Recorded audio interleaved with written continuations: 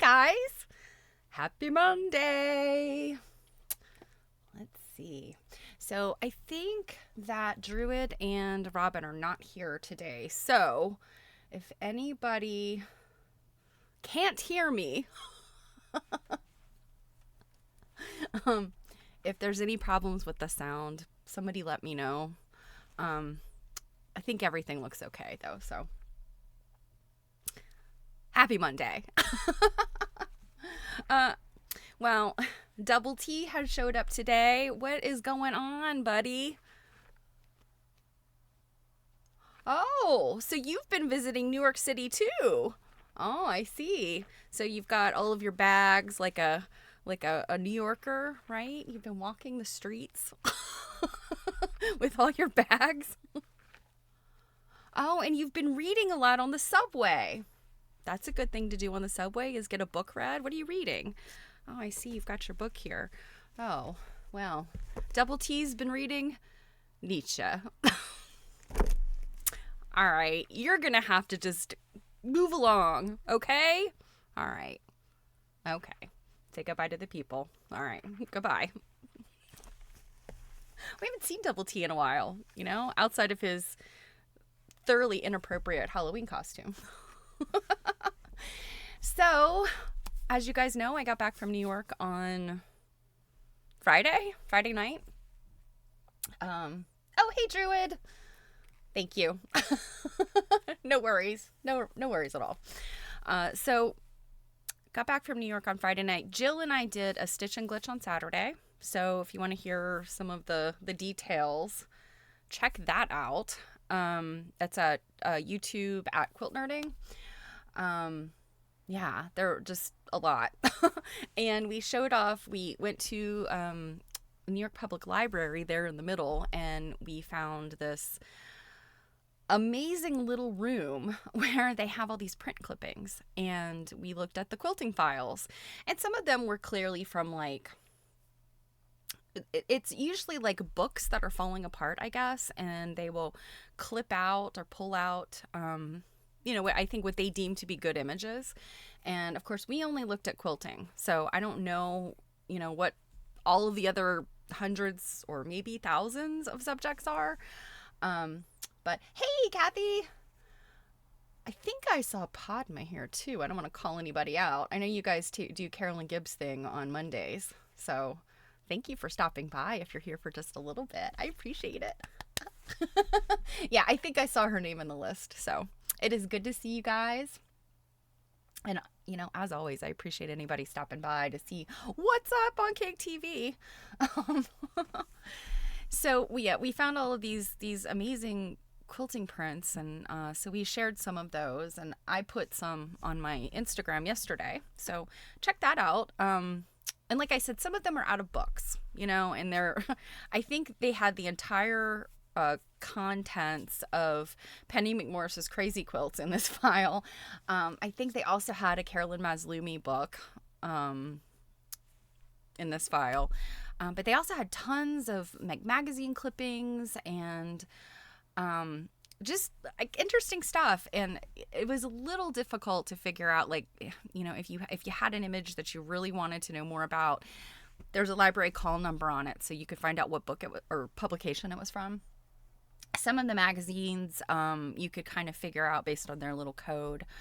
Like I think Antiques magazine was kind of represented in there. And there was at least one quilt engagement calendar that had made its way in there. So that was a really interesting and fun find. The New York Public Library has lots of surprises. And I'd never been there. I walked past it before, on a long ago trip to New York. Didn't get a chance to go in. So I'm really, hey, Padma. Oh, you know how to chat on the computer, just filling your screen. No worries. That's all. Hey, you did it from the phone. That works. So glad to see you. I know Word and Bird Nerd, I've seen a little bit more of you lately. And Padma, it's so good to see you again. I know you were kind of off with other pursuits for a while. So glad you're dabbling in quilt history and quilt studies again. Or at least hanging out with me. So the trip to New York was really fun. I do have images that I want to show you guys from FIT. They had this really, really interesting exhibit at the FIT Museum, which is free. And it was a lot more in depth than I expected. And they encouraged pictures, so I've got lots of pictures to show. But that's going to definitely be like a 2-stream thing because it was big. So I thought, I haven't had a chance to go back and look at my pictures. We kind of, I would have loved to have spent like maybe another hour in this, in that the exhibit, but so I took a lot of pictures of the things that were on the walls, the placards. So I want to look through those a little bit more before I break it into something to show you guys. But it's all fashion, but still just really interesting stuff from like an art, from the just from art, fashion as art. And also the subject of it was psychoanalysis and fashion. So it was very Freud heavy, and it sort of broke these categories of fashion into the subjects that Freud pursued. So, fetishism and the Oedipal complex and, the phallus obsession, all that kind of stuff. So very interesting, but the fashions themselves were very cool. So anyway, I'm thinking maybe we'll get to that next week. We'll see. But today I really wanted to just show you something kind of out of the blue. Breaking Boundaries. It's a SAQA virtual gallery, and a little bit selfish here. Yours truly has a piece in it. So, I believe it's 30 artists that are represented, and I thought maybe we could look at maybe 10 of the quilts. Or some of them are sort of loosely quilts. It's kind of the idea of breaking outside, what you know of a quilt, what you know as a quilt. So things that come off the wall, things that are really more sculptural in nature. So we're going to look at that. Before we get started there, and of course we're going to get back to Mavis. Been missing Mavis. So, I think we're at least more than halfway done. And I know some of you are following along, so you probably have a better idea of where we are in the book, but I'm pretty sure we're kind of inching there towards the end.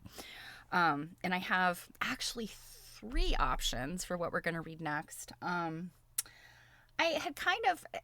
changed my mind a few times, but, we'll mention those later.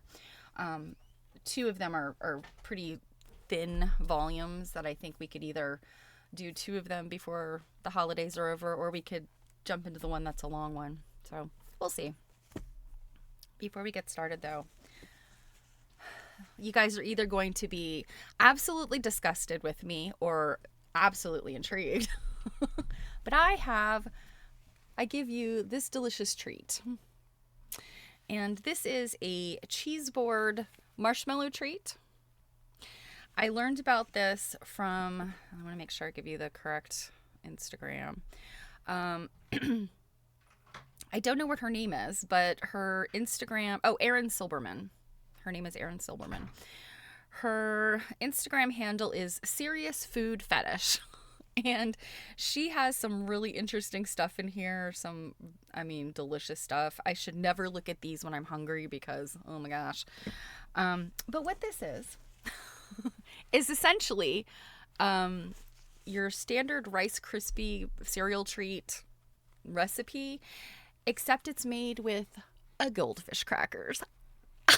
And I personally punched it up a bit because she said, like, this is your kindergarten cheese plate, basically, because of the sweetness of the marshmallows. And there's that buttery aspect of, because if you've never made marshmallow treats, it's a bag of marshmallows and a stick of butter, basically. And although I think this recipe called for only 6 tablespoons, so that's, I think a full stick of butter is 8 tablespoons. So it's not a full stick of butter. And I threw in, because this is the idea of a cheese plate, I threw in some dried fruit. So I've got blueberries and craisins in here and some chopped nuts. I, of course, chose almonds because I'm allergic to many other nuts. So you could do, like, I would imagine, like, roasted pecans might be good in this. What other things do you find on cheese plates? So I give you this. They're very easy to make. I used the big carton of Cheez-Its, or not Cheez-Its, Goldfish crackers. Took about half of the carton.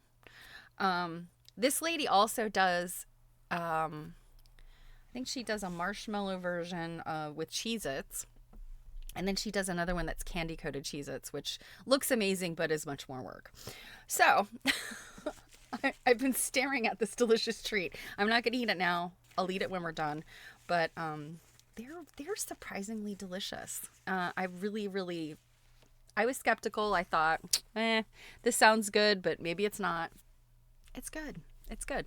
And if you think about, if you like a cheese plate, cheese and crackers and maybe a little bit of honey or something sweet and, fruits and nuts, it's all right in there.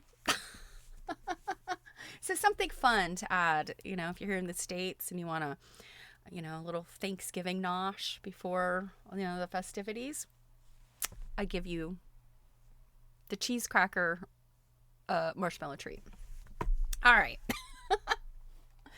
So let us get to what I really want to talk about today, which is the SAQA virtual gallery called Breaking Boundaries.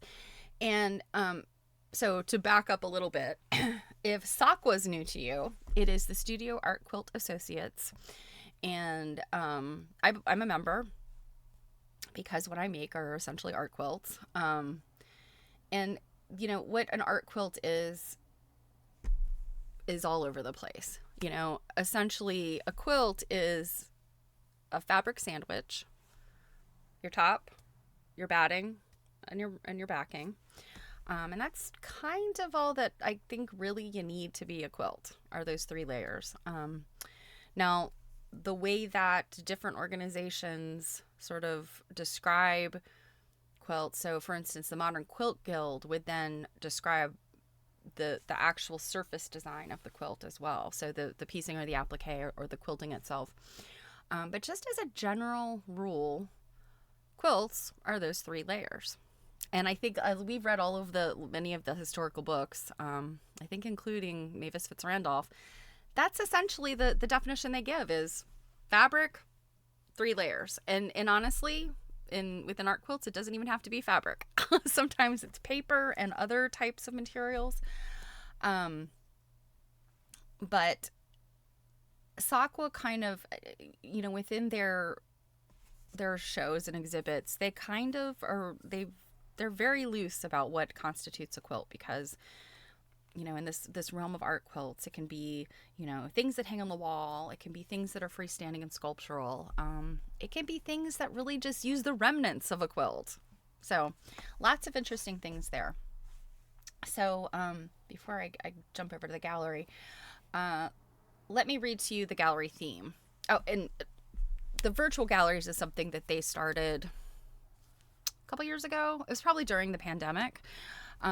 They have a number of different types of shows, and some of them are much bigger and very rigorous. But these gallery ones, I don't want to say they're easy to get into. Every single one I've ever applied for or, submitted to, I've gotten in. So I'm not sure if it's a matter of like, do they turn people down? I'm not really sure. I don't know if I suppose if you didn't meet the theme, you might be turned down. But I kind of feel like it's be a SAQA artist and you have a good chance of getting into these galleries. And this is a great way to build your CV, by the way, as a art quilter. So Word and Burden asks, is it a quilt if it's not quilted? Good question. I think when we're talking about traditional, contemporary, yes, it needs to be quilted. Those 3 layers need to be connected somehow, whether that's being tied or some type of mechanical connection. But when we look at some of these that are in this gallery, I think that's gonna stretch. It's gonna stretch those boundaries a little bit, and that's what this is about: breaking boundaries. There's a couple of these that I would not be at all surprised if people say, "Well, that's not a quilt," and that's kind of like that's sort of where this idea of art quilt and you could kind of have that argument. You can sort of have that thesis. Is it a quilt if it's not quilted? Is it a quilt if it's not 3 layers? This behind me, this beautiful thing, is applique. It is technically not a quilt because it only has 1 layer. It's a summer spread. This was definitely made to go on a bed. This was probably made in the 50s-ish. It has all of the hallmarks of a quilt. It doesn't have batting and backing, and it isn't quilted. So, and there's so many things like this that fall into quilt study and quilt history that we look at that we kind of lump in there with quilts, but they're by definition not really a quilt. So good question, Word and Bird Nerd, and I would maybe leave it up to you guys. Like, in looking at something, would you personally say that is not a quilt?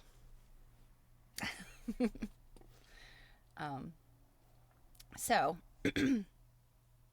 this particular gallery theme, the concept of the art quilt has undergone a dynamic redefinition, liberating it from traditional constraints and inviting exploration into diverse forms of layered and stitched structures.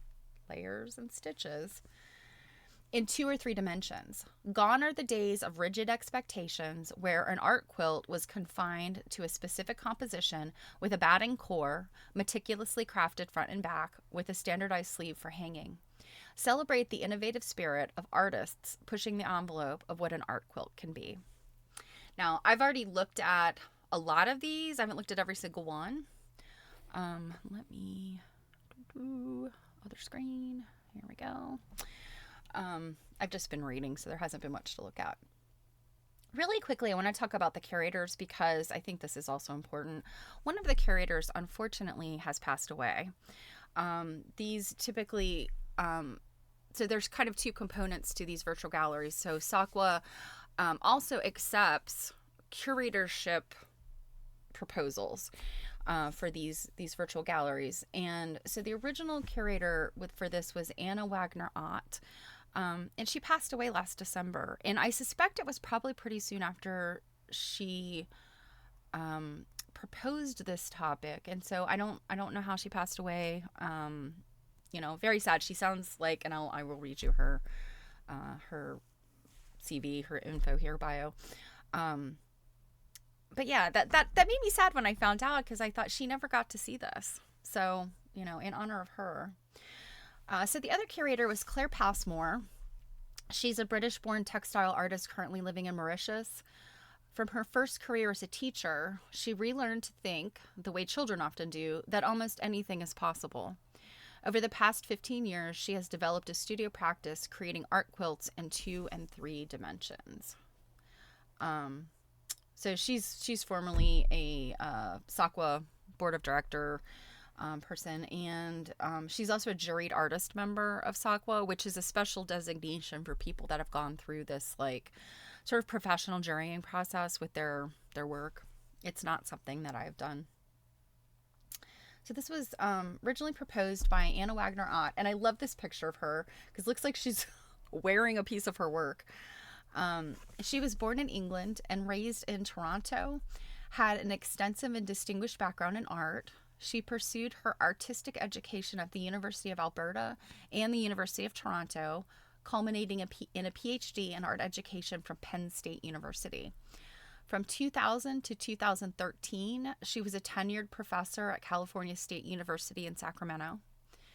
Her work was deeply rooted in her passion for both traditional and contemporary textiles. Since the 1970s, feminist theories have profoundly influenced her artistic journey. Her intricate textile assemblages explored themes of memory, truth, fragility, boundaries, and the longing for freedom. And so she was an exhibiting artist as well. So, let me read to you what Claire has to say as far as the curator's statement. Being a juror for this exhibition was not the plan, and the great pleasure I had in selecting the work for the final gallery was bittersweet. Artist Anna Wagner Ott was the brainchild behind this inspiring call, but sadly she was not able to enjoy seeing it through as she passed away before she could revel in all the amazing work that the artist submitted. Anna wrote that she was inspired by the exhilarating works produced by many SAQA artist members, often transcending mere fabric and thread, breaking free from traditional molds, embracing rawness and defying categorization to create wonderful artworks that are making waves in galleries and museums. She was eager to share her passion with like-minded artists who are pushing the boundaries of this dynamic medium. And so, selected artists, there's 30, I think it's 30 of us. And one, besides me, I want to point out is Ivy Strauss, who is a fellow quilt nerd. So you might know her as Ivy Kadivy. And you might recognize the piece. If you follow her on Instagram, you might recognize the piece that we're going to see. So let me put in the chat. Oh, Word and Bird Nerd said she passed away unexpectedly in her sleep. Well, if you're going to go, that's probably the best way to go. I hate to say, like, that seems morbid, but yeah, that makes me very sad that, she didn't get a chance to see this, but hopefully she's looking down on us from wherever, So please do. Oh gosh, on Christmas Eve, good Lord. Oh goodness, look, we're inceptioning. So yes, please do go to this gallery and look at the other artists because we won't have time today to go through all of them, and I've been running my mouth for like a half an hour now. So, but just let me scroll through here first so you can just get an idea of all these thumbnails. And the thumbnails don't always, they kind of crop things. This is mine, by the way, right here. And this is Ivy's. So you can see some of these, many of these are not things that go on the wall.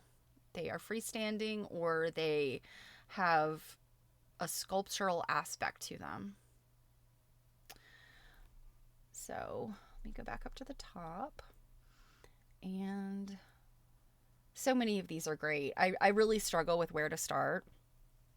But I think I'm going to start here with Laura Fogg. I could see this. This is called Equity for a New Generation by Laura Fogg. 62 inches by 62 inches. So this is a fairly large piece. That's 157 centimeters square. The year is 2022. That's another aspect of these. They do put on here that I think the piece has to be made within the past like 3 or 4 years. And then this is the piece, of course. Actually, I think just the piece on the page, I think, is bigger than what comes up when you click it. And then you've got, now this one, I did look at this one last night. You can see there's lots of words on here. One thing that I love, words on quilts. And then a little feminine hygiene product there. So I will quickly read her statement. This piece is not a quilt, but it is made from cut up and reimagined quilts of all the colors of the people on our planet, literally woven together. On each strip, I machine lettered words from a 2022 United Nations paper on steps that must be taken to achieve equity for girls and women worldwide. The piece ended up looking like a fertilized human embryo, which is the perfect symbol of hope for our future. Materials: cut up quilts, tampons, and a fiberglass frame. The techniques are twining, weaving, and freehand machine lettering. So scrolling back here, you can see these strips are from a quilt or quilts that she cut into little strips and then did this freehand lettering on the machine. So the ingredients are a quilt, but the final piece is not. So herein we ask the question, this is sort of the meta question. It started as a quilt, but it became very deconstructed and was reconstructed into something completely different and sculptural. So, you know, it begs the question, what do we think about that? Okay. Interestingly, there's another circular one. Cindy Moore, and I won't look at hers in a whole lot of detail, but hers, she has a background, I believe she's a cyclist, and so that is actually a bicycle wheel. This one, Irma Bull, her piece is, it's a radiation mask. And I believe it's not hers, I believe it's her daughter's. But, you know, getting chemotherapy, certain types of really targeted radiation, they make this like mask. And they're kind of disconcerting. But I've seen a number of artists do work like this where they, in fact, I think Paula Nadelstern, you know, well-known art quilter, she did one similar to this when she had some cancer treatment. So, you know, you've got like very interesting things going on here. This one, I started reading about Louise Krajnovic.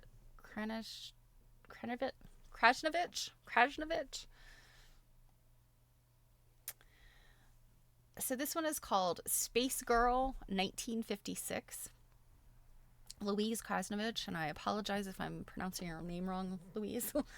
Size is 32 by 34 inches or 94 by 86 centimeters. Made this year. And look at this. This is really fun. You've got, you know, a picture of a child, but not contained fully in this, you know, the square or rectangle of the quilt. Here's this. This is a close-up. What she's done around the eyes is a bit disconcerting, but she's, you know, I think that, you know, she's kind of created this. This is her, by the way. I'll read the statement in a second, but she's kind of created this like new version of herself.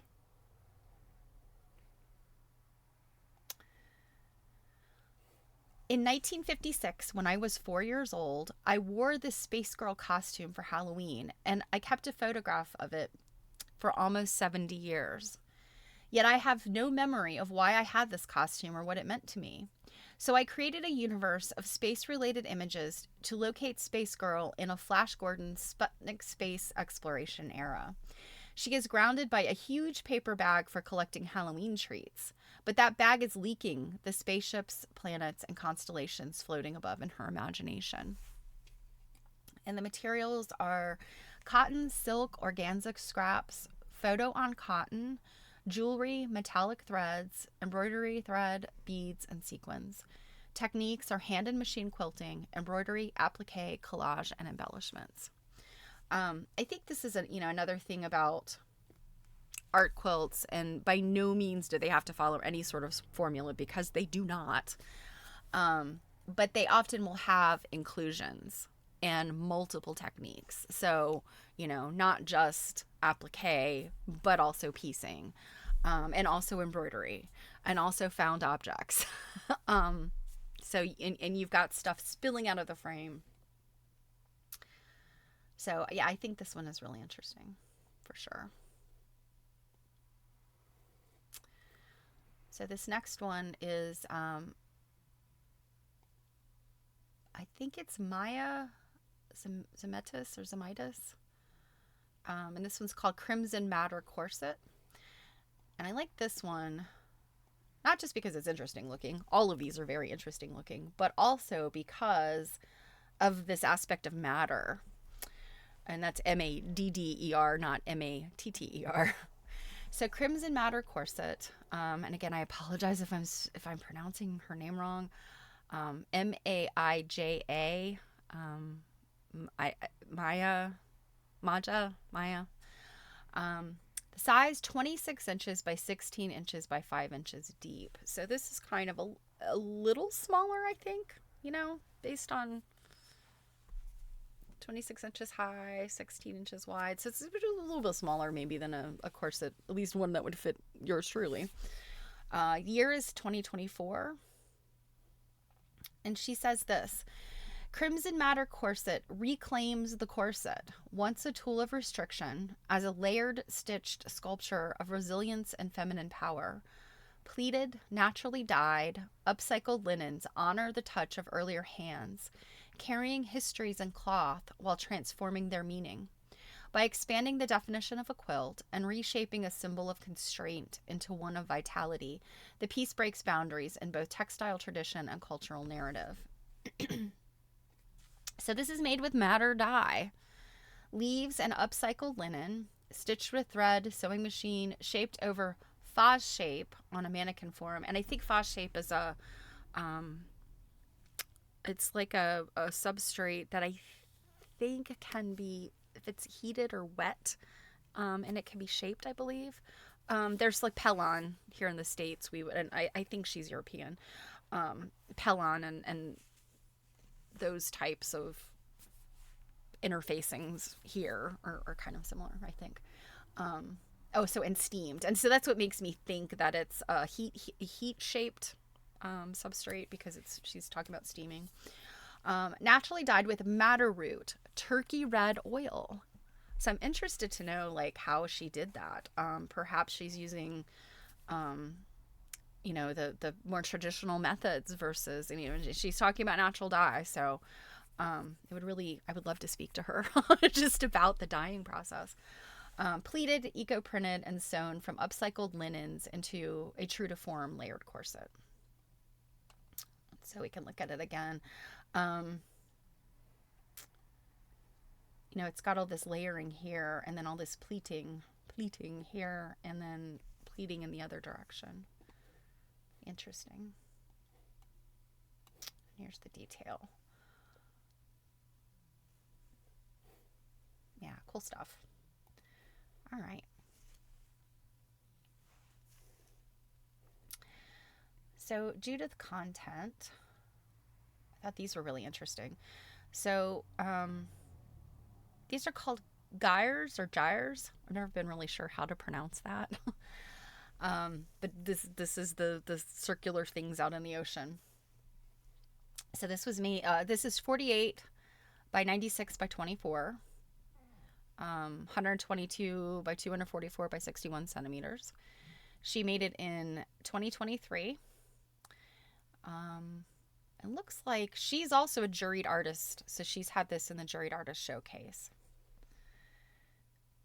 Gyres or gyres is a sculptural composition consisting of more than 40 individual components. It was commissioned for the exhibition Underwater in 2023 at the Palo Alto Art Center in Palo Alto, California. The piece was inspired by the rotating ocean currents, or gyres, Formed by the Earth's rotation and wind pattern, gyres greatly impact the Earth's climate, influencing marine ecosystems and weather systems. The materials are black tie silk, acrylic paint, batting, machine sewing thread, watercolor paper, and bamboo stems. Techniques: monoprint on silk and machine quilted. And I thought this was cool. You could see there are these just sort of discs that she's manipulated, with mixed media, and then they're on these little stilts. Very, very interesting. And and there are different colors here. We have to see these colors and weather patterns. So very interesting. Judith content.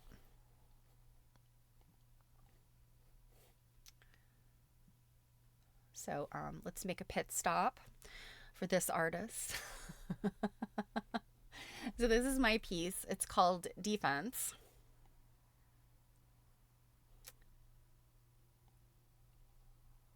And it has a reference to Robert Frost. Good fences. Good fences make good neighbors. And here's the detail. Of course, like all my work, it's got words in it. It's also got a lot of found objects. This is sort of a series that I do of found objects stitched onto textiles. And here's my statement. Oh, did I give my sizes? 26 by 35 by 2 inches. That's 66.89 by 5 centimeters. And I made it this year. I finished it right before this was due. Interestingly, this one will be submitted to another show, which is also about boundaries. So my statement is: breaking boundaries in art quilting is exciting and refreshing, allowing artists to stretch beyond traditional expectations and express innovative ideas. In contrast, personal boundaries often contract in response to a need for emotional barriers. This condition can be further reflected, for better or worse, at the societal level, where protection may be achieved at the risk of alienation. Materials are found objects, vintage and salvage textiles, cardboard, and vinyl. The techniques are applique, trapunto, and quilting. Let's see. Oh, thank you. Thank you, Padma. Okay, so Padma says, all right, I'm inceptioning too much. Let me see if I can pull down the contents here. So Padma says, I like textile art a lot, but I'm never going to call a corset a quilt. That is your observation and right. And I have no arguments with you. Word and bird nerd. Okay, so gyres. Okay. Weather geek term. All right. Thank you, word and bird nerd, because you helped me pronounce things. I think you're the one who taught me how to pronounce Samuel Pepys' last name. Thank you, Padma. Okay, so this one is Laurel Rose. I think this one's really neat. This really pushes the boundaries of what it means to be a quilt. This is an index of California wildfires micro quilts. Laurel Rose, 7 by 7 by 7 inches, or 18 by 18 by 18 centimeters, the year 2023. And here is the detail. I mean, a Rolodex, right? Hey, you guys like this one? I like this one too. I think this one's so interesting.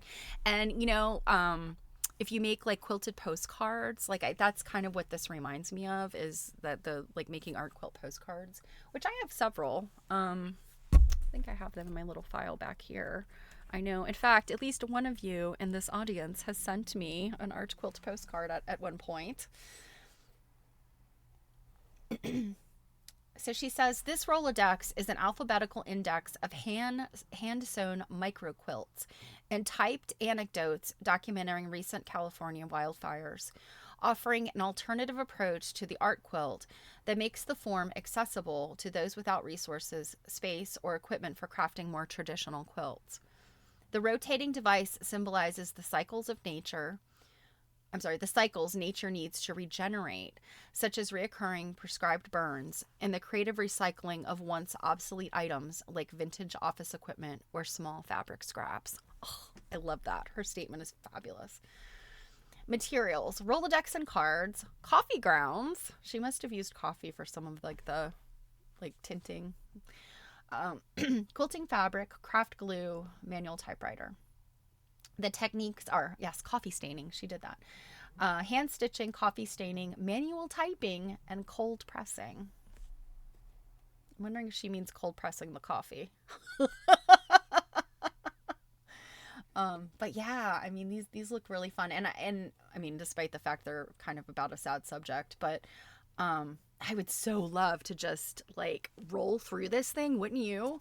Like just to look at all of these images, even though they're, not necessarily about something that's a fabulous thing. Okay. So we of course have to look at Ivy's, our friend Ivy. So this is called Rakubarosaurus by Ivy Strauss, 54 by 40 inches or 137 by 102 centimeters. And she made this in 2023. So like I said, if you know Ivy, you've probably seen this one if you follow her on Instagram. But this is just a wildly shaped quilt.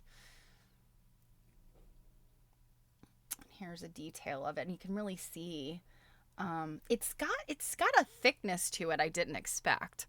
And so I suspect this might kind of be how she's got maybe a substrate in there. Right? Yes. It's very cool lettering. And then all of the little, there's little footprints all over it. But I'm guessing it's something in there she's got to stiffen those, it's like the toes or the claws from flopping down when it's hung. So I really appreciated this detail. I kind of wish they allowed us to submit more than one detail picture. And I understand, they try to keep it small and not resource heavy. So she says, I just moved here. The motion light turned on. Why would that happen?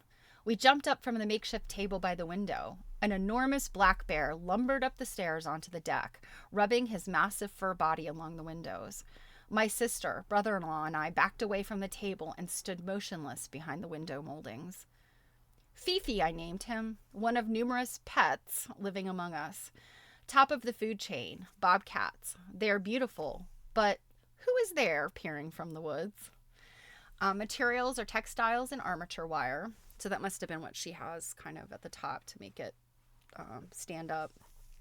And the techniques are piecing and applique, and then the armature. So, Ivy.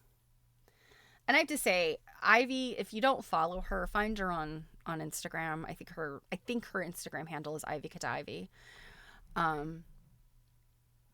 She just has a really interesting artistic vision, I guess. She has an interesting background too. But she's made all kinds of really cool art quilts. And you can see in here there's little footprints right here. All right. This one, okay, Christelle DeVry. You guys are probably going to be like, not a quilt. But again, I go back to from the art quilt vision, I ask you to think about it that way. So this is called Quilt Inside My Mattress. Crystal DeVry. This is 32 by 14 by 3 inches. And she made this in 2024. And 81 by 36 by 8 centimeters. So it looks like, I can't tell exactly. Let me see if I don't think that the detail can really tell you exactly, but I'm not sure if it hangs against the wall or if it's sort of hung freely like a mobile. Either way, I think it's cool, and I love the way that it casts these shadows. Alexander Calder is one of my favorite artists, and the mobiles that he made, and how, I mean, and they're huge, they're gigantic, but the shadows that they cast are really, really interesting. Oh, thank you, Robin. Yeah, Ivy Kadivy. So you can see here, there's a little person in there. This circle, assuming it's got a backing, it seems to me like it probably has a piece of batting in there. So I think that qualifies it as a piece with quilted elements. So this is the statement. A quilt was traditionally made to lay on top of a bed. Here I made a lot of small quilts and presented them inside the spring of a mattress. A new way of looking at art quilts, inside an old spring instead of on top of the bed. The materials are the spring of an old mattress, old bed sheets, and wool. Old bed sheets, home colored and quilted into small round quilts. Techniques, home colored hardened wool. So I'm thinking she's also got some felting in there. This is another one where I really wish we had like more detail images to be able to look at this. So again, here's the question for you. Is it a quilt if it's only got these little quilted elements in it? Kind of just like that first one. Okay, I'm going to skip forward a little bit. And I realize I'm looking at a lot of the ones that are not like wall quilts. But therein lies some of my interest. So this one is called Floating Forest by Yan Liu. The size is 35 by 16 by 3 inches, or 89 by 41 by 8 centimeters. And the year is 2024.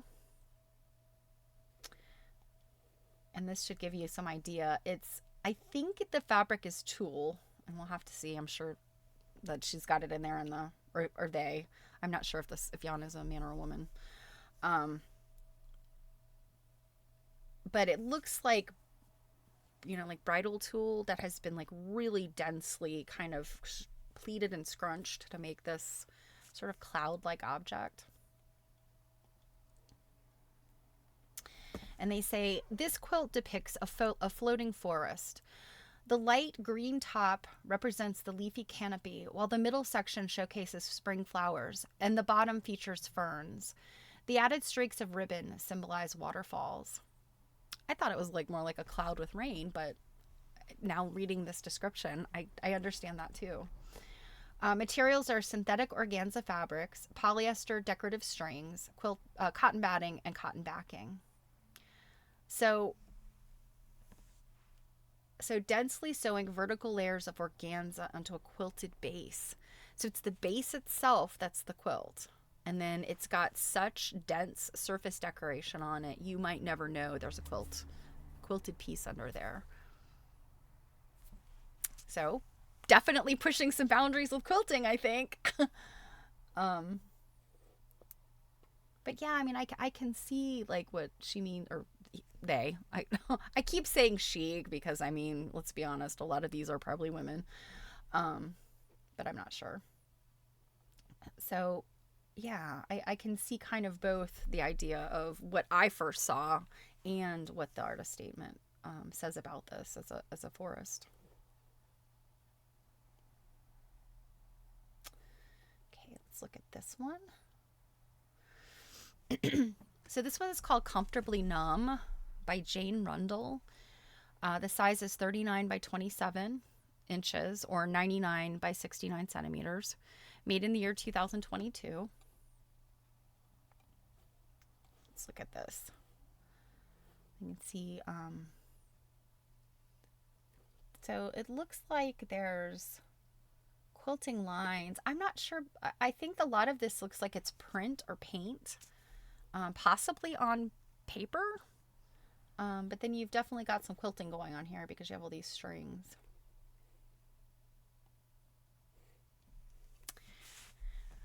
After a full, exhausting day at work, comfortably numb is a very good description of me some days. I was wanting to explore techniques and materials away from traditional quilting, yet still stitched. The paper is becoming softer with each handling, inspired by the Pink Floyd song. So, a favorite of mine, Comfortably Numb. Materials: brown paper, acrylic paint, cotton and polyester thread, lead pencil, cotton backing. The techniques are painted using brown paper, cut and stitched back together on a sewing machine, drawn on black pencil text, machine quilted. So, quilting techniques, but no fabric. Craft paper, to me, brown craft paper is a fiber.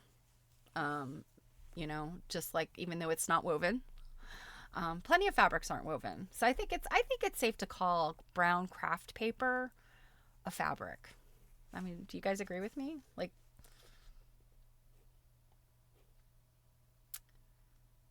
again, I wish we could get up close here. I just, from a visual perspective of this, it looks like she kind of painted something on paper and then cut it apart. I mean, I think that's pretty much what she said, because I think that this did say comfortably numb until she cut it apart and put it back together. I have a couple pieces I've done that way, and it is really interesting to do that, to, cut your piece up and then, yeah. Right, Robin. Yeah, after it's manipulated, it becomes soft like fabric. That is true. Depending on the thickness and, of the craft paper, it starts to get like a sort of a leathery, chamois type feel. If you think about if you ever... Oh, goodbye, Word Burner. It's so good to see you. I assume Padma's got to go too, because you guys are both doing Carolyn's Quilt Club. So thank you for stopping by, and enjoy your class with Carolyn. Carolyn Gibbs is a fantastic British quilter, quilt teacher, quilt historian, quilt studier. Bye, guys. So Carolyn Gibbs, if you don't know who she is, look her up. She's involved with the British Quilt Study Group, which is they operate a little bit differently than the American Quilt Study Group, but they're still kind of our counterpart over the pond, across the pond. But yeah, look her up. She just does a lot of interesting things, and I adore her so much. Okay. But what I was going to say about the brown craft paper, if you ever covered your books in school with brown craft paper, by the end of the school year, that paper was like it had a weird texture. It was very soft, but still parts of it a little crisp, It was very interesting. I'm probably the only one that cared that much about. So let's see. Gosh, how are we doing on time? Okay. Let's look at just a few more of these. I did not actually look at this one, so this is new to me. This one's called Watermark 4. The artist is Denise Cooperman, 24 inches by 10 inches by 10 inches, or 61 by 25 by 25 centimeters. She made this in 2024. This has got a very sculptural look, but I still think it's something that hangs on the wall. Let's see. Oh yeah, you can see the layers, and this looks like it's felt. Wool felt.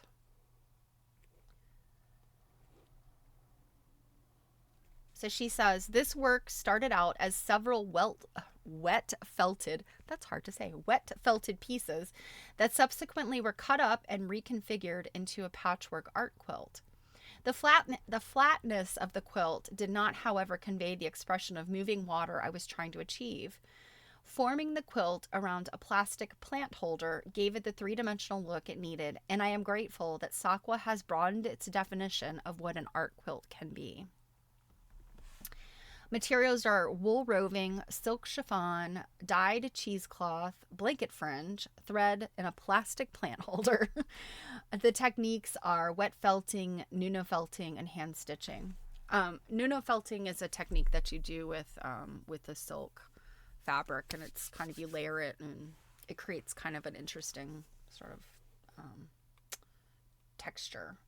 So this is interesting. So she started off sort of reconfiguring and reworking these scraps or pieces into something flat, which she did not like, and she reworked that into this.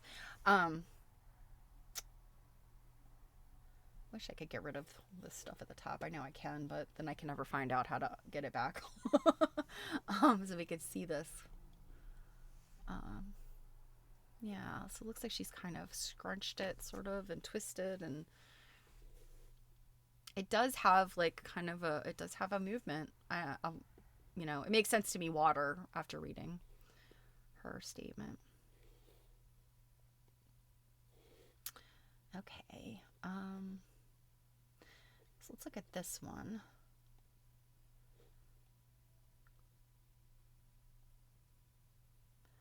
This one's very long. Here's the detail. This has an inclusion here, so I wanted to look at that really quickly. So this is called A Glimpse of the Past 2 by Deborah Zelenik. Hey, Marianne. Oh no, internet poo. So Deborah Zelenik, the size is 42 by 9 inches. So this is very long and fairly narrow. I didn't read the size last night when I was flipping through these, so that's a bit of a surprise. She made this in 2023. And let's look just so you can kind of see the piece all in one. This is interesting, this whatever this is at the top. I'll have to read and see what that is. But I love all this, you know, kind of the same with the one we just looked at, the you know, the water. This to me is like layers of earth, like sediment.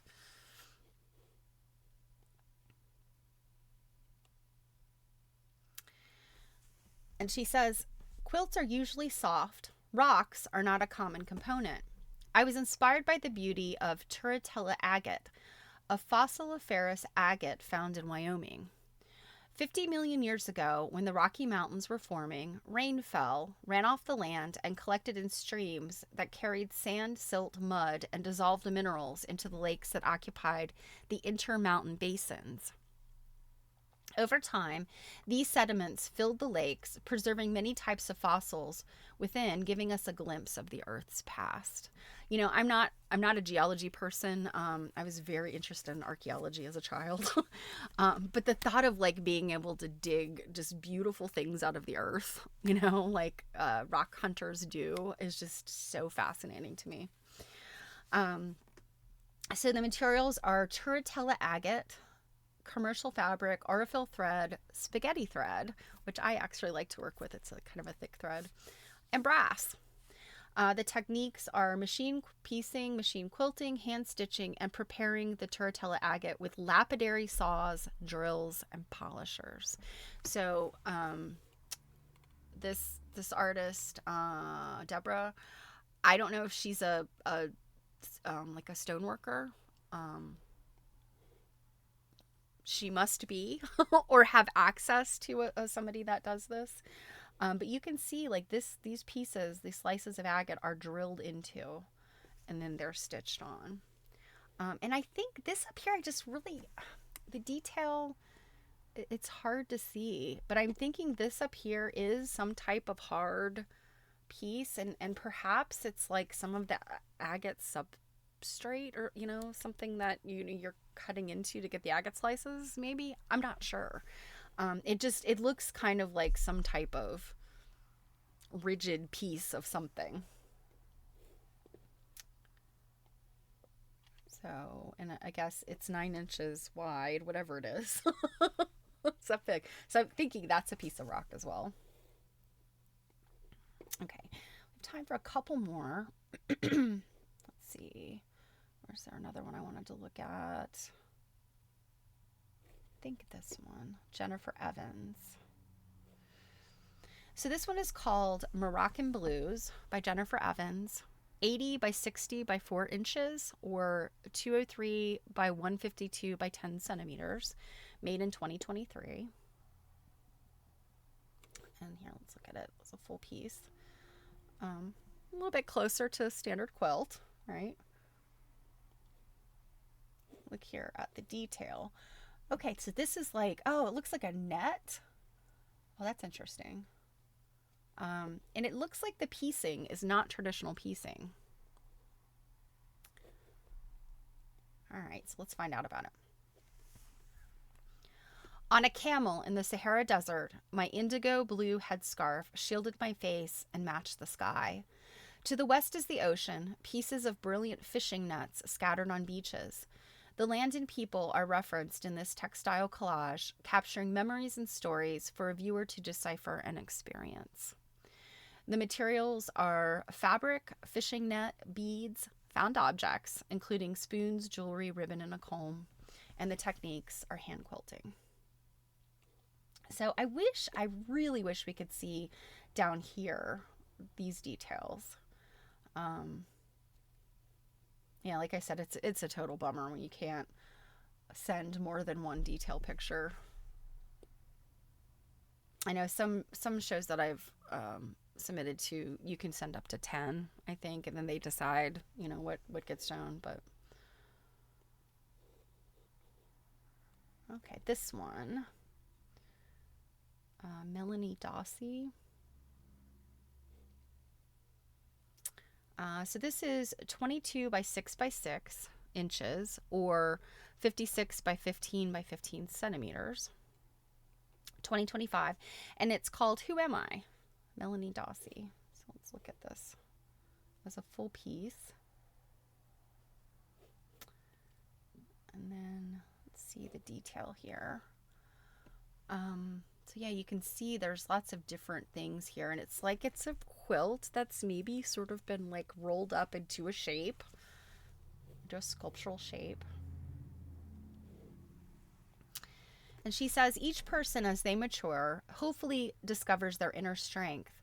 Embracing transparency strips away the pretenses we use to build our wall as we see ourselves. Mature strength resembles a tree we can lean against in times of weakness. Strength nurtures self-confidence, such as integrity, to know our true worth beneath the outside layers. This artistic exploration invites viewers to consider the beauty beneath the layers of vulnerability and resilience. Materials are linen, cotton, acrylic paint, beeswax, wood, and waxed thread. Techniques are quilting, waxing, hand and machine stitching, and flower paste resist painting. Oh, that's interesting. That's something you would do on fabric using a flower paste. And then I think painting on it. And it sounds like she's using just acrylic paint, maybe as the dye. It's a very kind of low tech way of doing a resist. And you can also get, like, it'll crack like batik. All right. Well, I'm going to stop there so we can jump over and read some Mavis. But yes, please do go and look at the rest of the artists in this gallery when you have some time. The wonderful thing about these, it's right now, it's like a highlighted gallery, but these never go away. You can go back and look at them anytime. You could look at all of them. So I put the link earlier up in the chat. Let me put that in again. Let's see if it's going to let me put it in here. Of course not.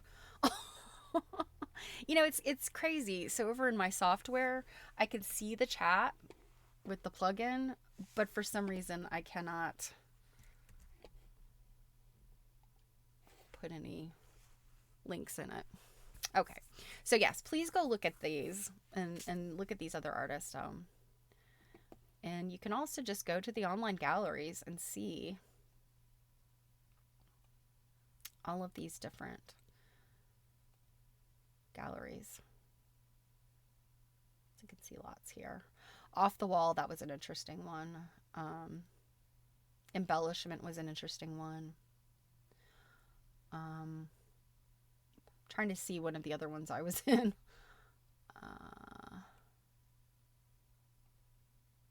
Yeah, I'm not seeing it. These must be, I'm not sure what kind of order these are in. The last one I was in besides this one was Madness Matters. Oh, here it is. Conversations in Mad Matters. That's what it is. That was the last one I was in.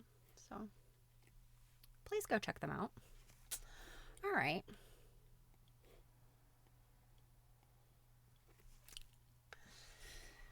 So I hope you didn't mind a little bit of my self congratulatoriness.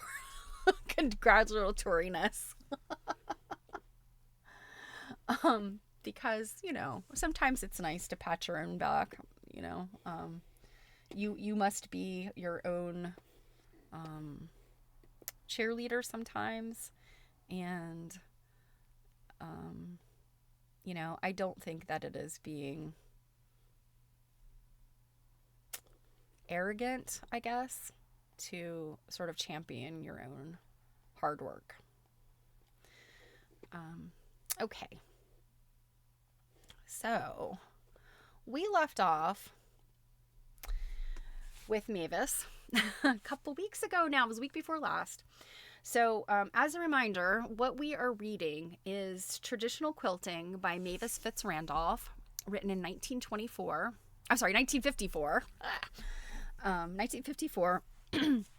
And she was writing about British quilting, English quilting. But I think what we've discovered is she's really focusing on South Wales and the north of England. Just these two very specific localities. And I mean, really, I think that's where the quilts were found. That's where the quilting sort of locus was up to that point. So, and we are in, let's see, what chapter are we in? Some of these chapters are long, so I know we've kind of... Okay, so this one is chapter 5, I think. Let me make sure.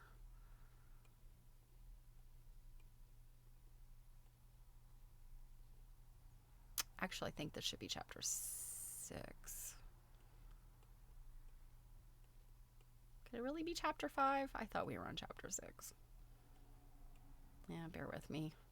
I scrolled too far. But I'm pretty sure this is chapter 6.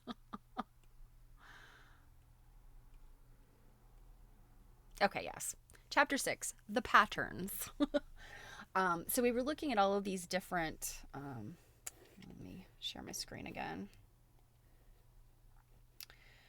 We're looking at all of these different patterns that are standard in the world of traditional quilting in England.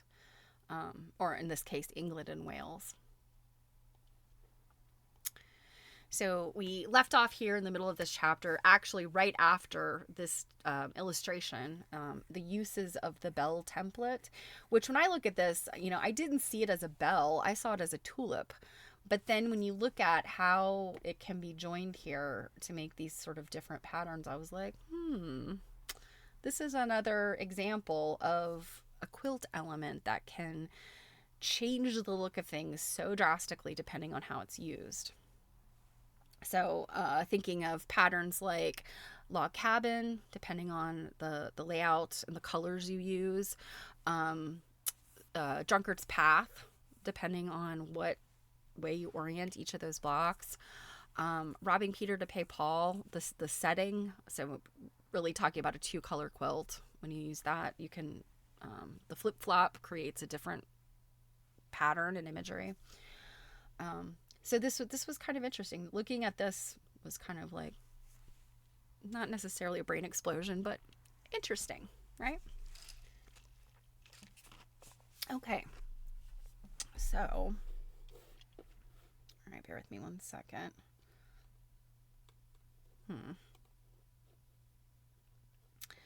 Oh, let's see.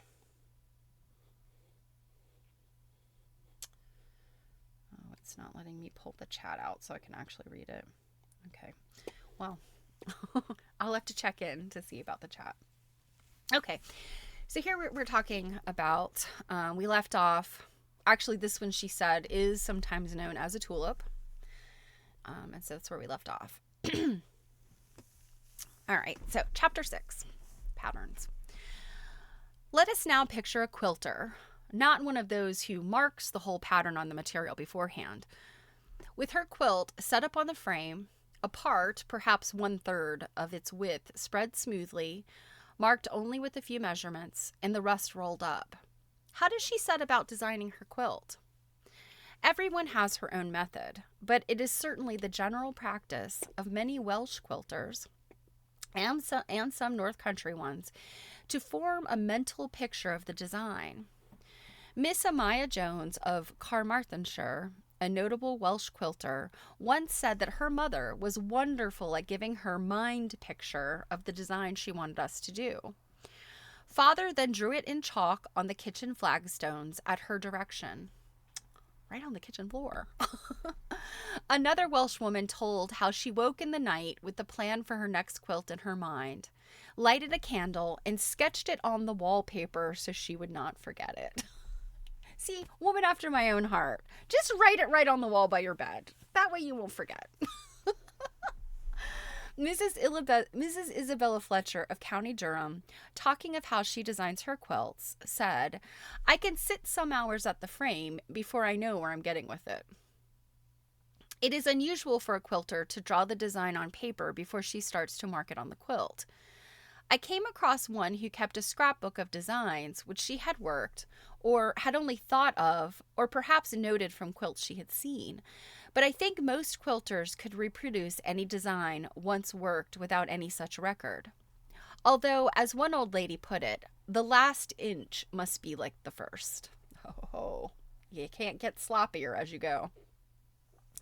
A quilter generally has no need to look back at the first section worked to remind herself how it was done.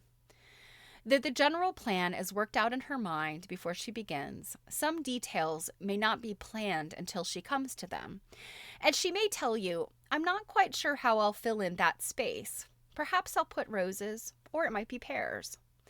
But when she has stitched it, the picture remains clear in her mind until she comes to do the last corresponding piece on the other side of the quilt, and it is reproduced accurately. For the traditional quilter, designing is simply a part of the work of making quilts. She learned the setting up, the planning, the marking, and the sewing from mother or granny, and she has never thought of herself as a designer. This is as it should be, but too often is not in handicraft today. Only so long as this intimate connection between the technique and the design is maintained will the quilting tradition remain alive. There are, of course, good designers and others less so, or others less good. There are some whose repertory is small and who do not venture beyond slight variations in the arrangement of a limited store of templates, whilst others delight in producing elaborate designs completely different from anything they have done before. The tradition is more fluid in South Wales, and the quilters there are more adventurous. There is a type of design in Wales which can be considered characteristic and which can be recognized in figures 48 and 49. So let's see. Does she not have a figure? Oh, I hate that. Hold on a second. I don't want to go scrolling around if there isn't something for you guys to look at. Okay, so there is. Okay, so let's scroll down here.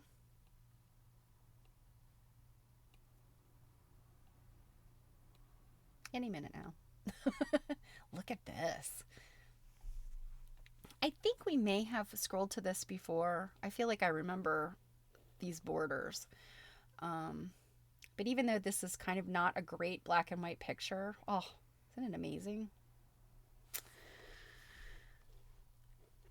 So there's a type of design in Wales which may be considered characteristic and which can be recognized in this quilt and the next one, with a round and one with a square center. Both these patterns are composed entirely of traditional units arranged in a familiar style. Oh, I mean, these are whole cloth quilts. So the corners of Mrs. Morgan's quilt are well managed, and it is interesting to contrast them with the corners of a similar border on a little homespun quilt, whose maker hardly attempted to solve the problem. So, I mean, I have a hard time believing that these weren't fully marked out before they started, because this is just like far too beautiful. So that's that one, and then that's this one. Look at this. Yowza. Just beautiful. Incidentally, this is a Northumbrian quilt, but might equally have been made in Wales. 2 Welsh cot quilts show original developments of all-over designs used in both areas. Mrs. Gwenstone has transformed the familiar overlapping circles, so we know those are that kind of overlapping teacup or wine glass quilting. And a Merthyr worker has arranged the sea waves in a new way. Another quilt by Mrs. Irene Morgan shows such originality in its use of traditional units. Miss Jessie Edwards, a supreme mistress of her craft, combines traditional units and original ideas in a design of characteristically Welsh style, great richness and good balance.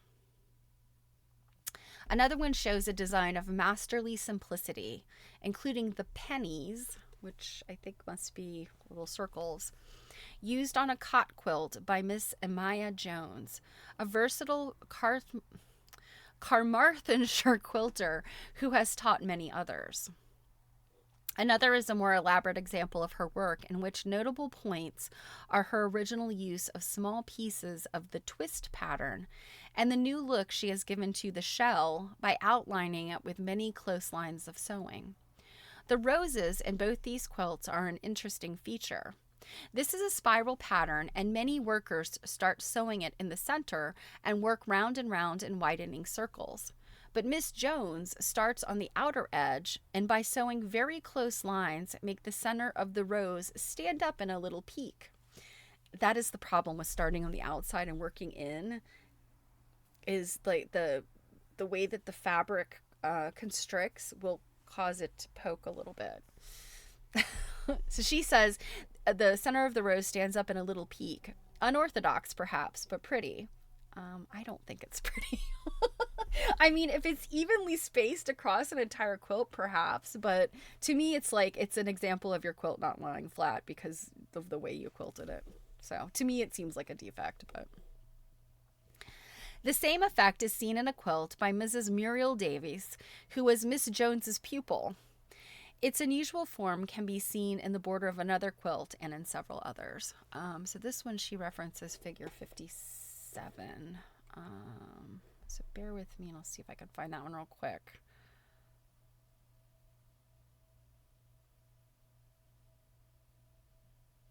Oh, geez. It's at the end of I think it's at the total end of the book. We'll see it eventually. I hope you guys don't mind. I don't want to keep like scrolling back and forth through here. Kind of makes me a little seasick, I guess.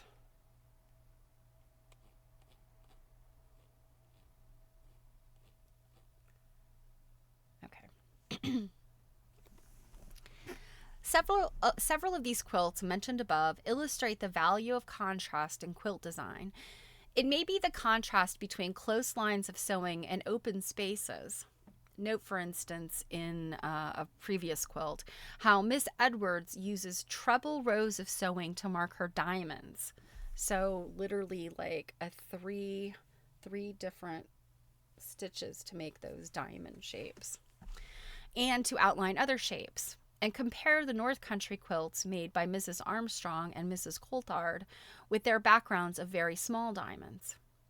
Miss Amaya Jones's pennies stand out against a background in which very close stitchery gives a stippled effect. And similar effect is seen in the 18th century petticoat and in an early 19th century white American quilt illustrated in Florence Pito's book. Another kind of contrast between curves and lines is seen in Mrs. Morgan's quilt, which I think is another one that we'll see in a little bit. The essentials of good quilt design are the same as for any design and might be summarized as balance, contrast, and clarity, though there will be many other definitions, combined with suitability for the technique of the craft and for the particular piece of work. The problems of designing quilted garments and cushions are mentioned in Chapter 7. Beyond this, it is unsafe to dogmatize, though many quilters will do so. So even in 1954 in England, we're talking about quilt dogma. I love this. One Welsh woman told me firmly that there should be a wheel in the center with spokes. Some people put a round with leaves in it, but that's not correct. The rest of the pattern should be made up of borders. This was evidently the tradition in her own family. Others, too, have said that a Welsh quilt must always have a ring in the center, or that it must have 3 borders. I have even heard that a teacher of quilting has laid it down that every quilt must have 3 different filling or background patterns. But most quilters have more elastic ideas, fortunately for the development of the craft. My patterns are all family patterns is another common fallacy. They may turn out to consist of some of the most universally found units: roses, leaves, twist, and so forth.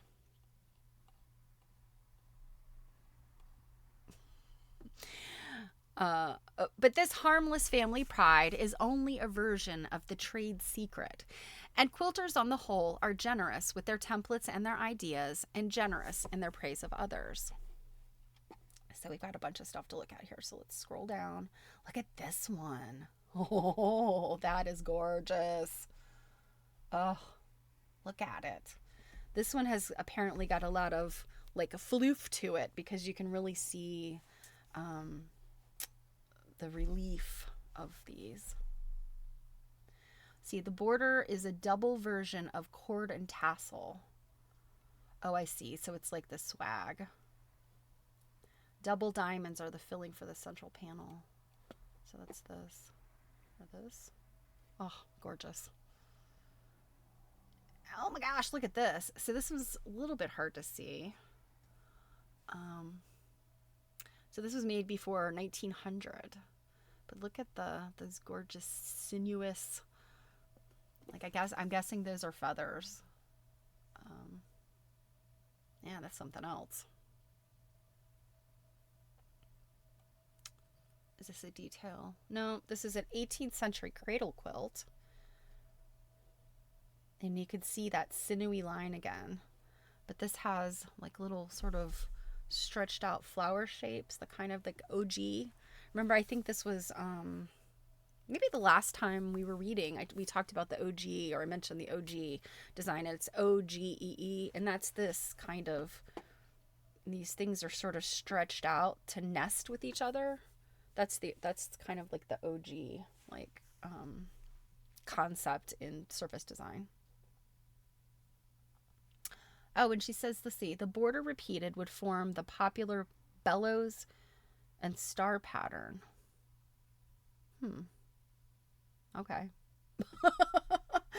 I'm not sure what the bellows is and what the star is, but okay. All right, look at this. Pattern units noted from old quilts. Look at these. Oh my goodness, look at this. Okay, go away. You go away. Okay. Look at this thing. There are sort of those curves, but then they're broken up into what looks like little tiny clamshell shapes. And then this, I love this, beehives, what it's called, or half plates here. This one's called Brawnwood. Brawnwood? Lovely, lovely things. Okay. And then we have this thing, the corner of a corner leaf cardiganshire. Okay, I'll leave some of those up. Okay, so quilters are generous with their templates. I've got a dumb hand for drawing, said a North Country quilter. You should see Mrs. W. She's a fancy pattern woman. One can roughly classify North Country quilts of the 19th century in 3 groups. Examples of what are often called the old-fashioned patterns are seen in Mrs. Telfer's quilt, Mary Carr's quilt, and Elizabeth Sanderson's Red Star. In the last 2, the plan has been dictated by the patchwork. They are not unlike the Welsh style. Then there were the strippy quilts, with border patterns running the length of the quilt, twists and plaits in all their variations, worm, running feather, cord and tassels, bellows, waves, and even small patterns such as roses or shells arranged in rows.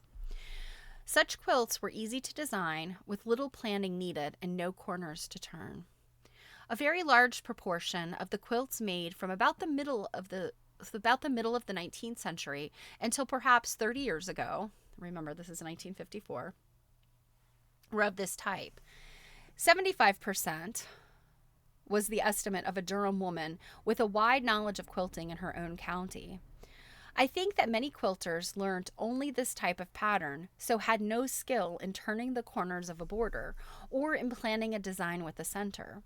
And I think what she means when she's saying turning the corners, I think she means like, you've got these sinuous lines, but then they turn the corner and they're perfect. They don't have they don't go and then have some other weird thing starting up. They would have to carefully plan that, how it turns the corner with some type of design. So I think that's what she means. And so somebody that doesn't have the ability to sort of lay out their templates and envision this turning the corner might just do like border, and they just kind of bump up against each other.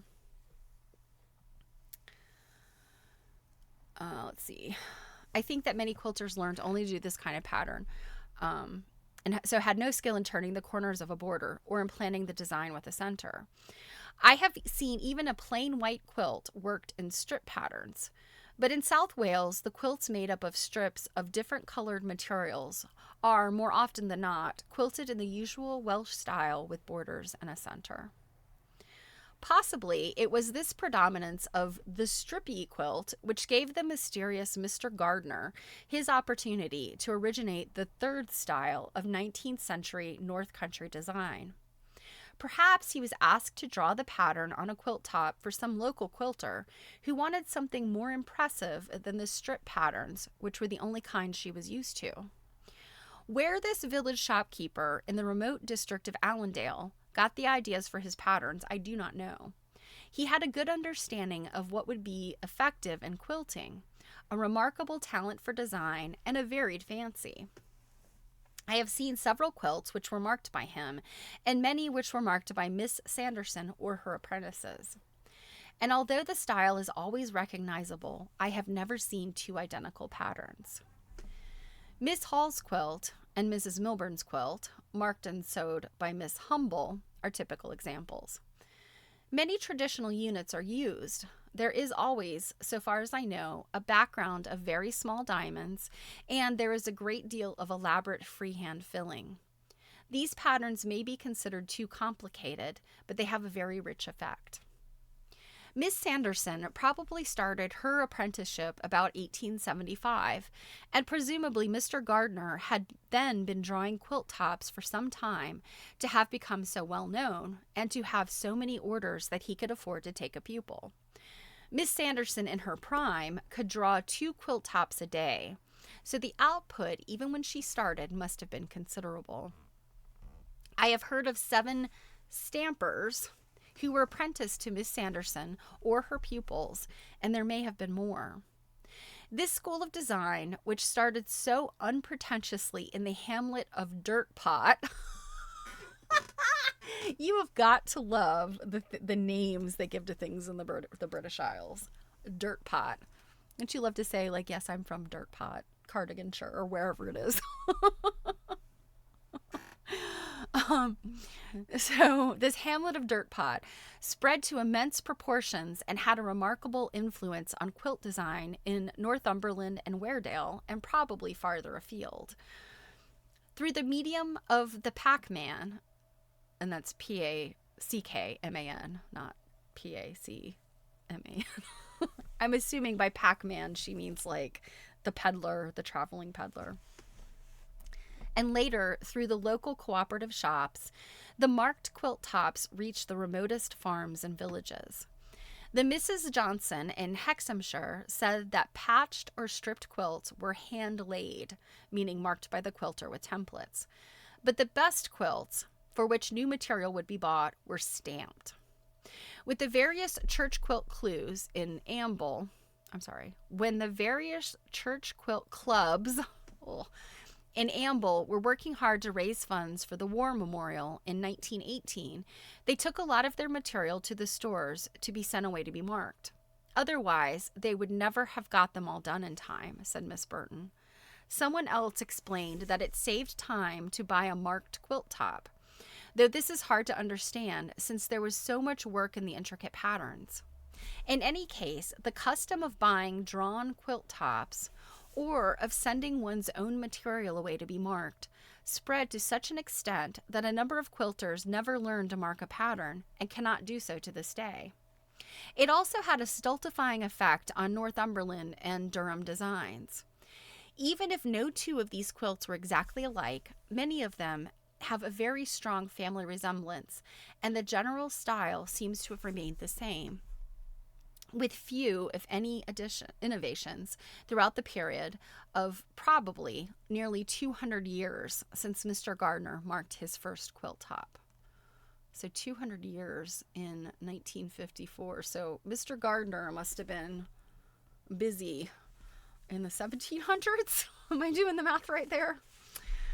Two beautiful quilts made by Miss Armstrong and Miss Coulthard, Miss Sanderson's first apprentice, shows that workers who are accustomed to planning their own designs can use a simplified version of this style with good effect. Mrs. Armstrong told me that she got the idea for the center of her quilt from one which was sent away to be stamped. The old quilts, according to her, were never done in this style, but only in strips. Mrs. Coulthard's center and corners are the result of Miss Sanderson's influence. On the whole, however, I believe that the influence was an unfortunate one, since the less enterprising quilter either never created her own designs, or at least confined herself to strip patterns and bought a drawn quilt top when she wanted to do anything grander. Oh, well, okay. Let me check to see if there's any comments. Whoop. Oh, look, it's Nancy. You are correct, Robin. Sometimes you just have to be your own cheerleader. Absolutely. Okay. The standardization of what are commonly known as the Durham feather patterns may be partly due to the same mental indolence. There are a number of completed designs for quilts which are produced by a number of workers, either in exactly the same detail or with only the slightest variations. One of them is shown in actually a quilt we recently looked at. The center is made up of running feathers and the border of feather wreaths with roses in the corners. There is a slight touch of originality in the borderline of pennies. Let's actually look at that one because she keeps mentioning the pennies and I'm not sure. Let's see. That's 49. We want 46.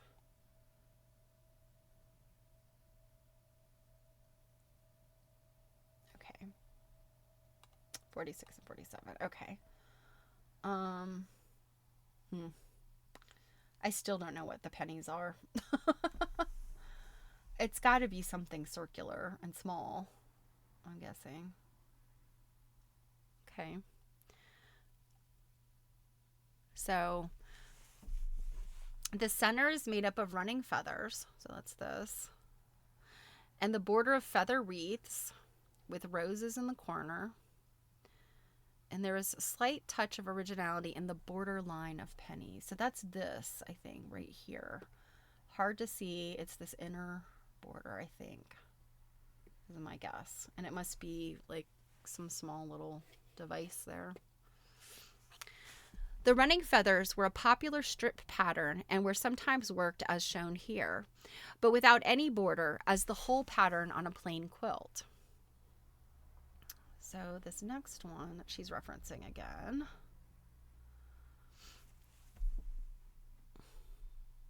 Figure 47 illustrates the rose and shells center. So really hard to see what that is. With a feather ring around. So then you can see that's a feather ring. There are several patterns called shell. Okay. And feather wreaths in the corner. I'm sorry, feather wreaths in the border with roses in the corner. So yeah, this same thing again. These feather wreaths. And these are interesting because I feel like our feather wreaths are kind of a completely round thing, whereas these are kind of like one swath of feather curve and then another swath of feather curve. So it's a little bit different than what, I think of as a feather wreath here in the States. And you got the roses in the corners. Between border and center at each end of the quilt is the sheaf of corn with a pair of scissors on each side of it. Oh. Let's see. Between border and center on each end of the quilt. So, there is something we can see in here. Something there. But it's really hard to tell what that is. So, sheaf of corn and a pair of scissors. So I think that these again are they're just ways of manipulating the feathered shapes. This is not an actual like pair of scissors that's quilted in there. I think it's that sort of like, it almost looks like handles and then there's like a piece that comes up. I think like something like this, I'm guessing. Other names for this corner rose are wheel, wheel of hope, whirl, Catherine wheel, and you guys will love this one, Boozy Betty. I love it. So we've got a bit of a Boozy Betty in the corners. I wonder where that came from. Some alcoholic named Betty who was a great quilter. This particular quilt has a variation from the standard feather ring and wreaths pattern in the ingenious arrangement for the corners. It was made to order, and evidently the measurements gave the quilter some difficulty, for she could not fit in 4 wreaths across the ends, and 3 were not enough. Okay, so it looks like she's done kind of this like little swoopy thing here, because, yeah, I don't know. It's really hard to tell what's happening here. There's so much like texture, yet this picture is so out of focus and weird. Okay. The management of the corners is considered to be one test of a good quilt designer. Many quilters, said Mrs. Hitchcock, won't put themselves about to make the feathers run right around the quilt, meaning that when using, for instance, a running feather as a border, they will break it off at the corners and put in a rose as an easy solution. So that's what I just said about like not being able to turn a corner because you've just quilted and you're like, no room. That's what she's talking about here with that.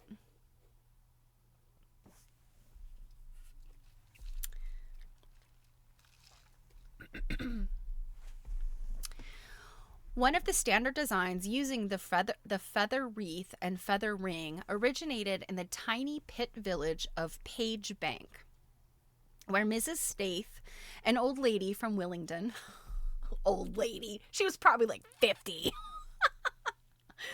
an old lady from Willingdon, helped to mark the first quilt made cooperatively by members of Page Bank Women's Institute about 1920.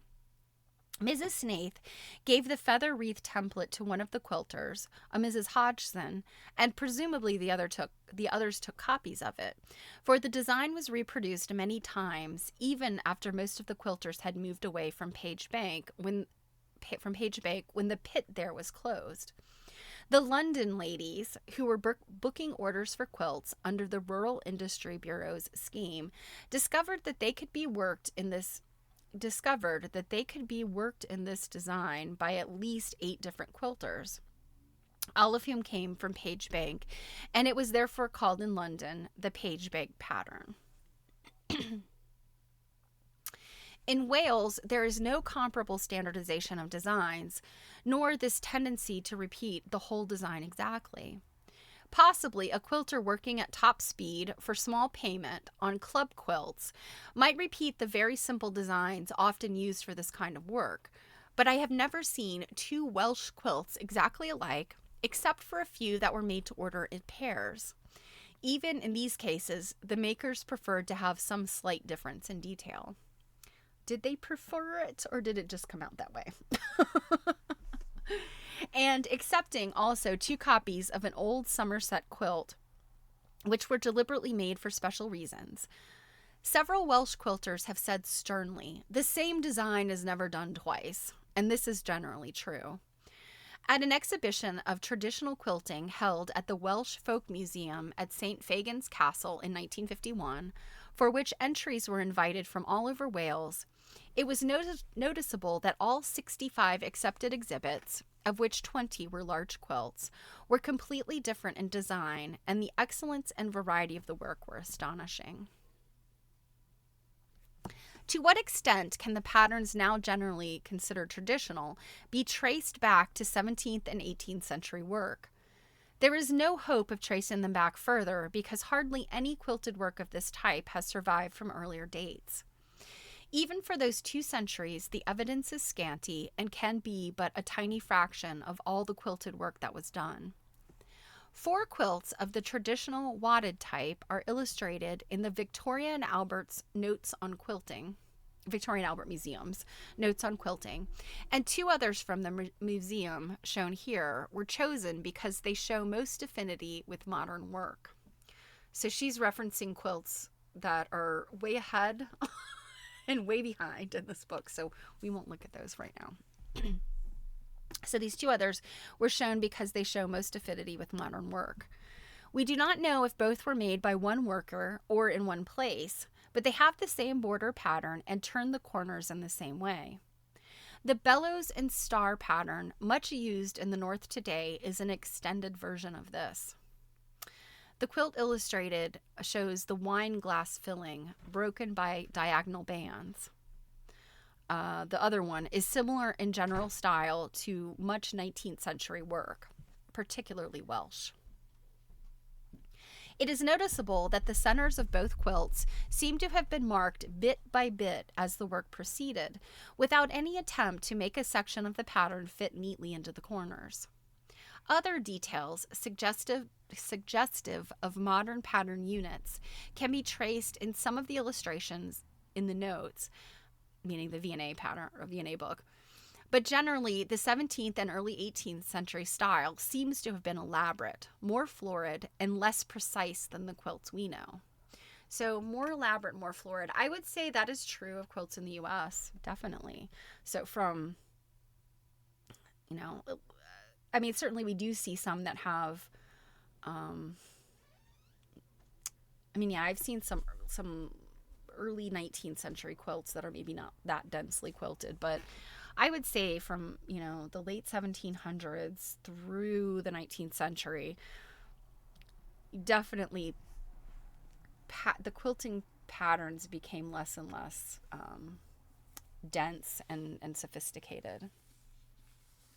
And it's interesting to see how modern quilts today, you've got matchstick quilting, or just straight line quilting, or echoing.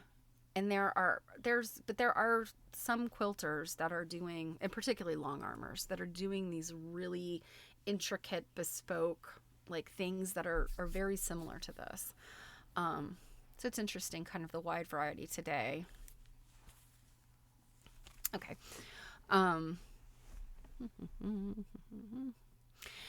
Some of the patterns are so irregularly that they seem to have been drawn without any help from templates. And there's a good deal of free and easy doodling. Shell and diamond backgrounds are common. Wine glass is found on a large scale, with roses and other fillings. Some vague worms and feathers, particularly in festoons. The earliest quilts, discovered in the West Country by Mrs. Hake, look more like the later 19th century work. A Devonshire quilt of 1750 has free and easy border filling like some of Miss Sanderson's work. Its fan corners and round center are similar in plan, though different in detail, to patterns on many recent Welsh quilts. A Somerset quilt made in 1807 has a running feather of the delicate 17th century type across the ends, but the rest of the pattern might be found in Wales today. A quilt seen in Westmoreland, which is reputed to have been made in Northumberland in the reign of Queen Anne, has a design in what is usually called the Welsh style, with geometrical border and round center, and many well-known units such as heart, fan, leaves, and Durham rose. Another one, made in Pembrokeshire in 1770, resembles later Welsh work in its general arrangement and uses familiar leaf, fern, and flower units. Its central panel is pretty and unusual, with little stars scattered upon a background of small diamonds. Oh, that sounds interesting. Okay, so Old Joe's quilt, which we did look at a while back. So let's scroll ahead. Let's see, what page am I on? 29. Let me do this. Maybe so you don't have to see me scroll. There we go. So here's some patterns. The template for the bee.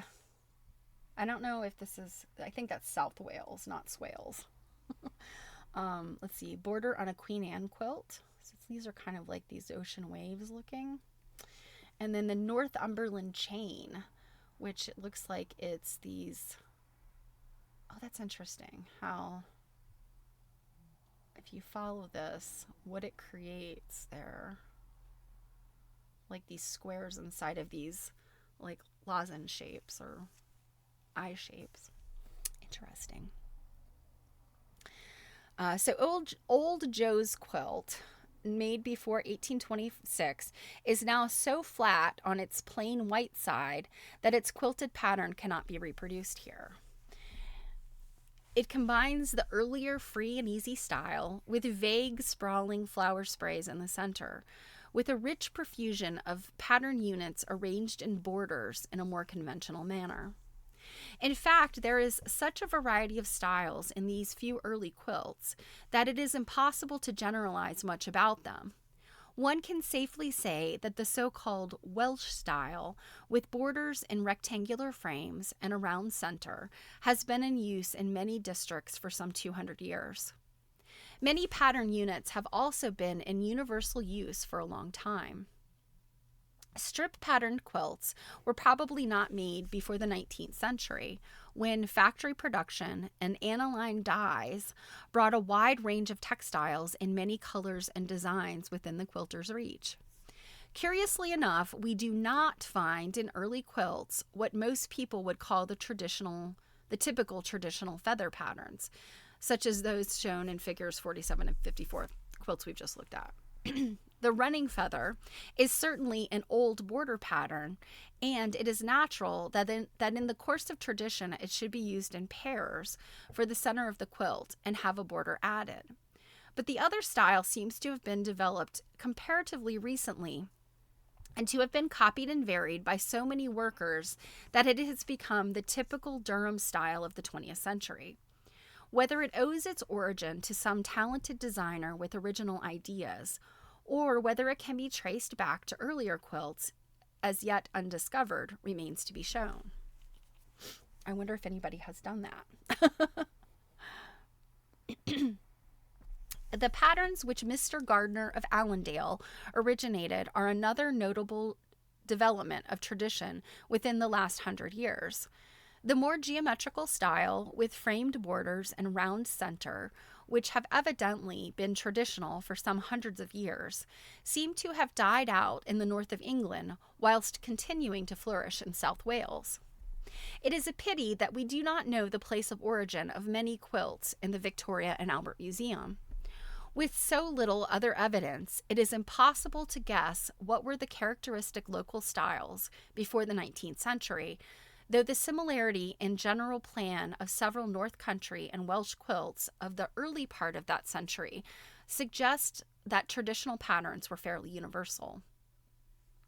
Local similarities there must have been, though the natural borrowing and sharing of ideas between neighboring craftswomen, but all the evidence indicates that the tradition was shared to a great extent by quilters all over the country. It was influenced, of course, by current fashions in design for textiles, embroidery, and other decorative work. But many of the general ideas about quilt design and many of the pattern units have persisted through centuries and were probably common to quilters long before the earliest evidence, which has survived. Oh my goodness, look at this. All right, let's scroll forward to this. Let's see. I will do this so you don't have to watch me scroll. Look at this one. This is very interesting. So you've got these sort of football shapes. These, I don't know if they're lozenges or like eye shapes. I'd say it's a football shape. But they're sort of imposed on top of each other. So then you get this central like circle, and then you have this sort of secondary design. How interesting. And then you have this really bold swirls. So this says Small Quilt by Miss Gwenstone Glamorgan. The effective design is based on the pattern of overlapping circles, which is called wine glass when done on a small scale. I don't see anything here.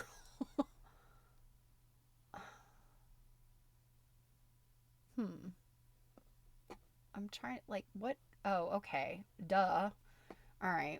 When you look at these very, very big, that's when you see the round wine glass shape. But then it's been reduced down into so much pattern that it goes away. That wine glass shape goes away. It's hard to find it. You have to like look for it to see it. Oh, wow. Fascinating. Oh my gosh, look at this. This is the cot quilt that she was talking about a minute ago. Look at that. Oh, gorgeous. I would love to see that in person. Oh. So, shell, rose, and feather patterns. Okay. Oh, another one. Oh my gosh, look at this. Look at the center here. You've got this really striking, like, star shape, and then, oh my goodness. Huh. Well, you guys, that is the end of chapter 6. So the next chapter is chapter 7, the uses of quilting.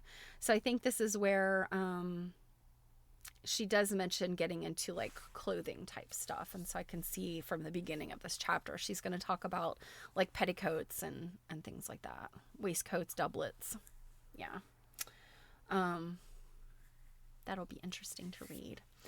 So I wonder if she's referenced any of Avril Colby. Well, no, she couldn't, because I feel like when we read Avril Colby, that her writing was a little bit later than this. And we read Quilting, which I think was written in the 70s, like 1971 maybe. Okay, so it's interesting how when these writers overlap, like, are they referencing each other? In this case, you know, Mavis Fitz Randolph has referenced Florence Peto and Elizabeth Hake a lot. So it's clear she read their books. But I wonder, I mean, how many of these women actually knew each other too? She references Elizabeth Hake, but did she know Elizabeth Hake? Was Elizabeth Hake alive? I'm assuming Elizabeth Hake was alive in the 20th century. Florence Peto, of course, is in the U.S. So did they have contact? I'm not sure. It would be interesting to find out. All right. Well, you guys, I hope you've enjoyed this. It's good to be back to a little bit of Mavis Fitz Randolph, right? I've missed her. All right. I missed some stuff you guys said. Let's see, Robin said almost like a laurel wreath and not a feather wreath. So, okay, so I think that was when you were talking about like the feather wreath that's kind of two parts, I'm assuming. And yeah, that is kind of what it looks like. David Byrne has an album titled The Catherine Wheel. I wonder if that means the same thing. The rosette? I'm going to have to look that up. And Robin says eyes with pineapple in them. Yeah, that is kind of what it looked like. You guys. All right. So tomorrow, Jill and I will start discussing A Stitch in Time by Amy Newell. Wonderful book. I hope you're going to be able to follow along with us. If not, if you're not interested in reading the book, come by anyway. We drop nuggets and tidbits of intel. You don't even have to read the book. So I hope you'll join us for that. And if you do want to get the book, swing over to Quilt Nerding on YouTube. We've got the link in all of our most recent videos and live streams. On Thursday, I'll be back. I don't know what topic we're going to look at, so we'll see. I'll have to come up with a good one. And I think next week we will, again, be looking at that FIT exhibit. Again, break that up into 2 days. So, oh, yay! Marianne got a used copy of Amy Newell's book. Wonderful. Yes, I hope you guys have a wonderful week in the meantime. And yeah, Druid had never heard of that term other than David Byrne's album. All right, well, you've learned what it means in Welsh quilts. All right, guys, have a wonderful day, a wonderful evening. I hope that the weather is stellar in your neck of the woods. It's a little chilly here today. But yeah, I'm really enjoying the fall weather. I mean, gosh, sweater weather's the best, right? So, all right, take care, and I will see you guys soon. Mwah! Bye!